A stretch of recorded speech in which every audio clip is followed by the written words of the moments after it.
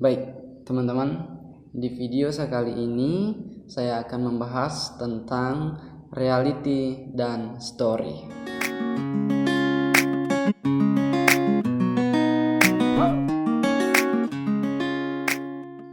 Baik, teman-teman, di video saya yang sebelumnya saya sudah mengatakan akan membahas tentang reality dan story.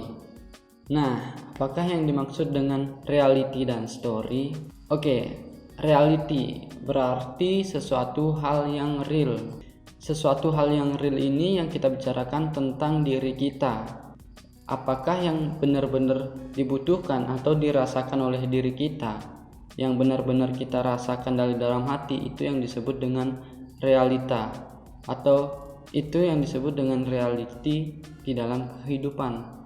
Sedangkan story yang kita bahas di sini adalah story tentang kehidupan, bukan story tentang kita bercerita kepada orang atau story Instagram, Facebook. Story yang saya maksud di sini merupakan cerita yang kita buat untuk diri kita atau argumen yang kita buat untuk diri kita. Jadi bukan yang benar-benar kita rasakan, bukan yang benar-benar dari dalam hati.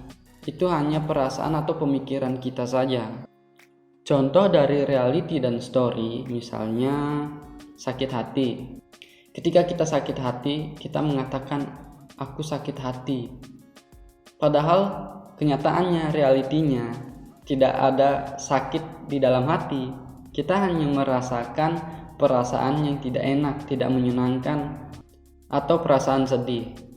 Nah, itu salah satu contoh reality dan story. Jadi reality itu merupakan apa yang kita rasakan, benar-benar kita rasakan pada diri kita, pada tubuh kita. Sedangkan story itu hanya argumen atau pemikiran dari dalam diri kita. Contoh lagi, misalnya kita mau belajar naik sepeda. Sebelum kita mencoba naik sepeda, kita sudah merasa tidak mampu. Aku nggak bisa naik sepeda. Itu sepedanya terlalu besar, itu sepedanya terlalu gede. Padahal kita belum mencoba sama sekali. Nah, di situ kita beranggapan lagi, kita membuat story.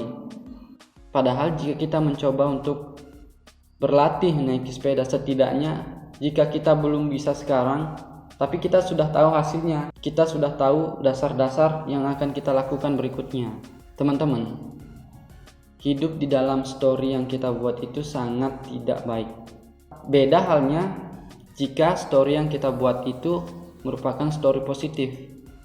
Tapi story positif itu jangan terlalu over. Misalnya, story positif itu seperti, wah, saya bisa mendapatkan uang 100 juta besok. Tapi realitanya kita tidak ada bergerak, kita hanya rebahan, kita hanya bermimpi di dalam tidur kita dan tidak ada mewujudkannya. Itu bullshit. Berhentilah untuk hidup di dalam argumen yang kita buat sendiri, pemikiran yang kita buat sendiri. Jadi ketika kita merasakan sesuatu, kita ketahui dulu, ini benar-benar realita atau story dari diri kita.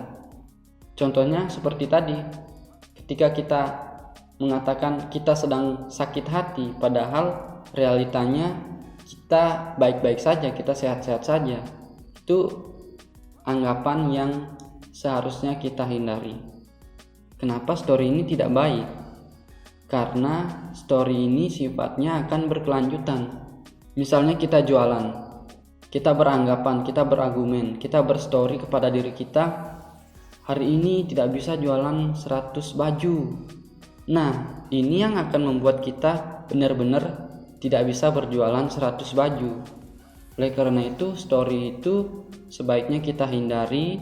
Kita jangan membuat story yang negatif kepada diri kita, dan selalu membuat story yang positif namun tidak overthinking. Baik teman-teman, mungkin di video saya kali ini cukup sampai di sini. Dan jangan lupa terus dukung channel Ideal Zone dengan cara like, subscribe, beri komentar jika teman-teman ingin bertanya, dan tentunya share agar teman-teman kita yang lain bisa tahu tentang ilmu-ilmu yang akan dibagikan. Saya Aldi Atnyana dan see you.